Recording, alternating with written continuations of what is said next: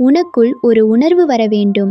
எனக்கு உதவ யாரும் இல்லை என்று தோன்றும் தருணம் வரலாம். எல்லாம் முடிந்துவிட்டது என்ற எண்ணமும் மனதில் எழலாம். அப்படிப்பட்ட நேரங்களில்தான் தேவன் உன்னுள் வைத்திருக்கும் பலம் என்ன என்பதை நீ அறிய ஆரம்பிப்பாய். ஒரு கழுகு தன் குஞ்சை கூண்டிலிருந்து வெளியே தள்ளும். அது விழுகிறது போல் தோன்றும், காற்றில் சுழலும், பயப்படும், கீழே விழுந்து விடுவேனோ என்று நினைக்கும். ஆனால் சரியான நேரத்தில் அந்த கழுகு கீழே பறந்து வந்து தன் சிறகுகளில் குஞ்சை தூக்கிக் கொள்கிறது. அது விழ அனுமதிக்காது, மீண்டும் மேலே எடுத்துச் செல்கிறது. அதுபோலவே சில நேரம் தேவன் நம்மை சோதனைகளில் விடுகிறார் போல தோன்றலாம். எல்லாம் கைவிட்டது போல உணரலாம். ஆனால் உண்மை என்னவென்றால் தேவன் உன்னை விழவிட மாட்டார். அவர் சரியான நேரத்தில் உன்னை தாங்கிக் கொள்வார்.